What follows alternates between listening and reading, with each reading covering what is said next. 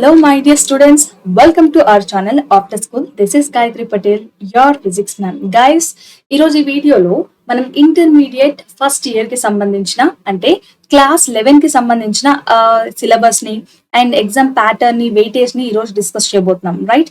And దానికన్నా ముందు ఈ వీడియోలో ఏపీ అండ్ టిఎస్ రెండు బోర్డ్స్ కి సంబంధించిన డీటెయిల్స్ ని ఒకేసారి చూడబోతున్నాం. బికాస్ దీనికి సంబంధించిన సిలబస్ కానీ లేదంటే బ్లూ ప్రింట్ కానీ ఓకే అన్ని కూడా సేమ్ గా ఉన్నాయి. ఎక్కడ కూడా కొంచెం కూడా ప్రాబ్లమే లేకుండా 99% సేమే ఉన్నాయి రెండింటికి. కాబట్టి ఇది టిఎస్ కి మాత్రమే వర్తిస్తుంది, లేదంటే ఏపీకి ఈ సిలబస్ ఈ చాప్టర్స్ లేవు, ఇట్లాంటి డౌట్స్ ఏం లేకుండా కంప్లీట్ వీడియోని చూడండి.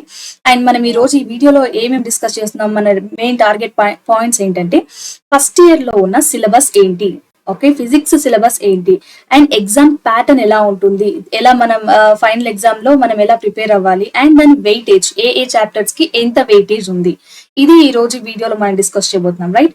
So now let's start with the syllabus. So syllabus విషయానికి వస్తే మీరు class 9th and 10th class లో మీరు మాక్సిమం ఫిజిక్స్ కి లేదంటే సపరేట్ గా చదువుంటారు కదా, ఫిజికల్ సైన్స్ లో ఫిజిక్స్ కి కొన్ని చాప్టర్స్ అండ్ కెమిస్ట్రీకి కొన్ని చాప్టర్స్. సో దీని మొత్తంలో అకాడమిక్ ఇయర్ మొత్తంలో ఫిజిక్స్ కి సంబంధించిన ఎన్ని చాప్టర్స్ చదువుంటారు? హార్డ్లీ 5 to 7 చాప్టర్స్ చదువుంటారు, రైట్?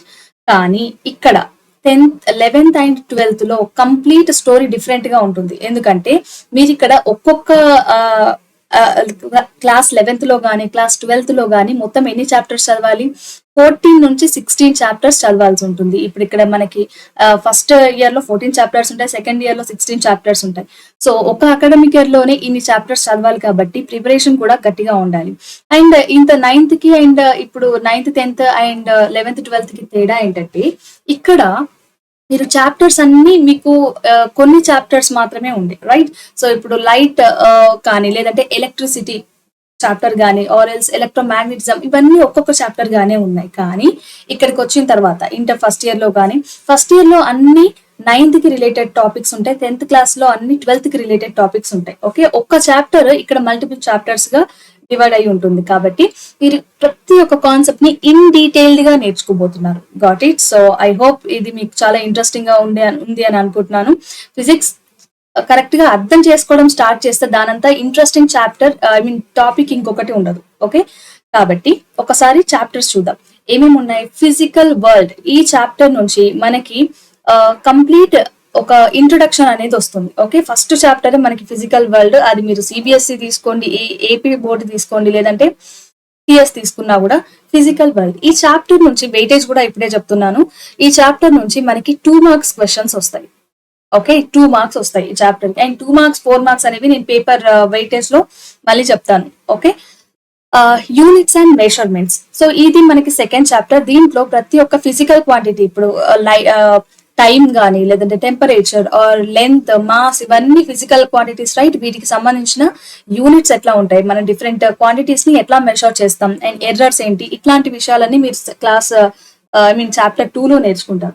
అండ్ ఎస్, దీని నుంచి కూడా మీరు ఎన్ని మార్క్స్ ఎక్స్పెక్ట్ చేయొచ్చు? 2 మార్క్స్ ఎక్స్పెక్ట్ చేయొచ్చు. అంటే వెరీ షార్ట్ ఆన్సర్ క్వశ్చన్స్ ఉంటాయి.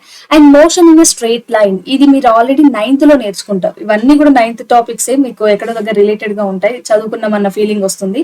బట్ అవన్నీ కూడా ఇంట్రొడక్షన్ లోనే జస్ట్ ఇంట్రొడక్షన్ చెప్పి అక్కడ టాపిక్ నేమ్ చేస్తారు, కానీ ఇక్కడ మనం ఇన్ డీటెయిల్ గా నేర్చుకుంటాం. Okay, motion in straight line అంటే ఒక ఆబ్జెక్ట్ 1D, ఇది 1D కంప్లీట్ గా. స్ట్రైట్ లైన్ అంటే 1D, అండ్ ఇక్కడ ప్లేన్ అని అన్నారు కదా, motion in 2D. Okay, so ఈ మోషన్ ఇన్ స్ట్రైట్ లైన్ నుంచి మనకి ఎన్ని మార్క్స్ వస్తాయి? 4 మార్క్స్ వస్తాయి. Got it?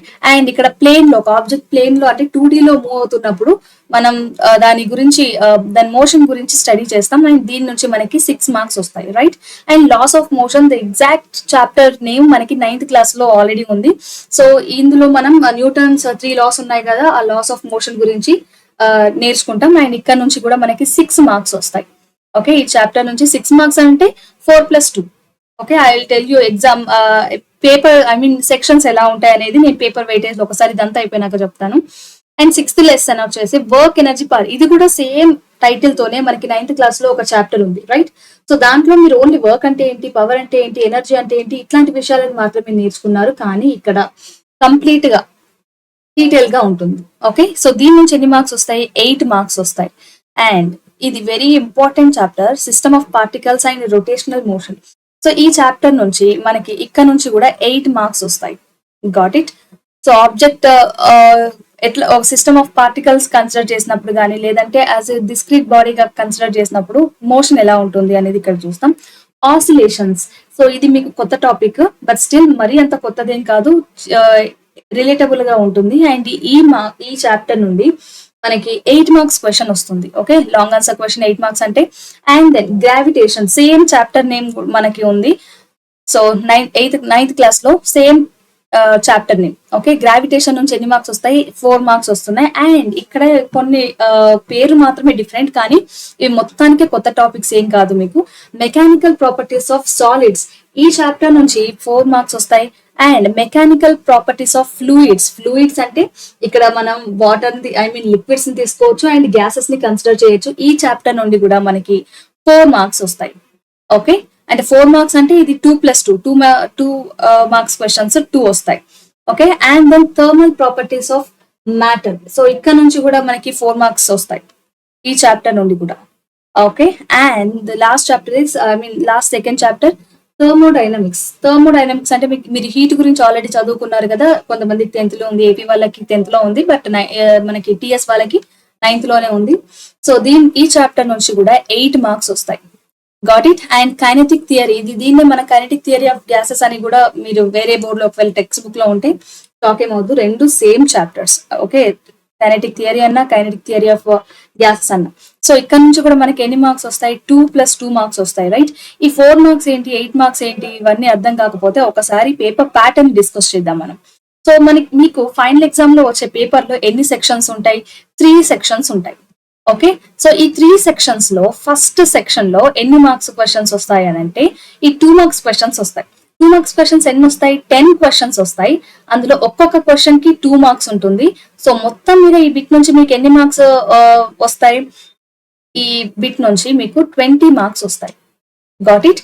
And then second bit నుంచి మనకి ఆప్షన్ ఉంటుంది. ఇక్కడ ఫస్ట్ బిట్ లో ఎట్లాంటి ఆప్షన్ ఉండదు, వెరీ షార్ట్ ఆన్సర్ క్వశ్చన్స్ వస్తాయి ఇక్కడ నుంచి. అండ్ ఇక్కడ నుంచి షార్ట్ ఆన్సర్ క్వశ్చన్స్ వస్తాయి. 8 క్వశ్చన్స్ ఇస్తారు, కానీ మనం 6 క్వశ్చన్స్ రాయాలి. అండ్ ఒక్కొక్క క్వశ్చన్ కి ఎన్ని మార్క్స్ ఉంటాయి? 4 మార్క్స్ ఉంటాయి. ఫైన్. సో ఇక్కడ నుంచి మనకి ఎన్ని మార్క్స్ వస్తాయి? 24 మార్క్స్ వస్తాయి. Got it. And then third bit ఏంటంటే ఎస్ఏ క్వశ్చన్స్. ఓకే, దీని నుంచి ఇక్కడ కూడా మనకి ఆప్షన్ ఉంటుంది. ఓపెన్ అంటే మనకి క్వశ్చన్, ఇప్పుడు 10th లో ఏపీ వాళ్ళకి క్వశ్చన్ వైజ్ గా మనకి ఆప్షన్స్ ఉంటాయి, కానీ ఇక్కడ అట్లా లేదు, ఓపెన్ ఆప్షన్ గా ఉంటుంది. 8 క్వశ్చన్స్ లో మీరు ఏవైనా 6 రాసుకోవచ్చు. ఓకే, అండ్ అలాగే థర్డ్ బిట్ లో కూడా 3 క్వశ్చన్స్ ఇస్తారు, బట్ మనం రాయాల్సింది 2 క్వశ్చన్స్. అండ్ ఒక్కొక్క క్వశ్చన్ కి 8 మార్క్స్ ఉంటాయి. సో మొత్తం మీద మనకి ఎన్ని మార్క్స్ వస్తాయి ఈ బిట్ నుంచి? 16 మార్క్స్ వస్తాయి. రైట్, సో ఓవరాల్ గా ఒకసారి కౌంట్ చేయండి. ఫస్ట్ బిట్ నుండి 20 అండ్ 24, ఇది లాస్ట్ బిట్ నుంచి 16 మార్క్స్. రైట్, సో ఓవరాల్ గా మనకు వచ్చే మార్క్స్ ఎన్ని? 60 మార్క్స్. ఓకే, దీంట్లో పాస్ మార్క్స్ ఎన్ని? పాస్ మార్క్స్ మీరు పాస్ అవ్వాలంటే 21 మార్క్స్ వచ్చినా కూడా మీరు పాస్ అవుతారు. ఇది minimum marks. Okay, minimum marks you need to get. So guys, ఇది మనకి ఇంటర్మీడియట్ ఫస్ట్ ఇయర్ లో మీరు ఫోకస్ చేయాల్సిన విషయాలు, syllabus and paper pattern. Got it. ఇంకా ఫస్ట్ ఇయర్ కి సంబంధించిన ఏమైనా డౌట్స్ ఉంటే కింద కామెంట్ సెక్షన్ లో మెన్షన్ చేయండి. I will try to answer.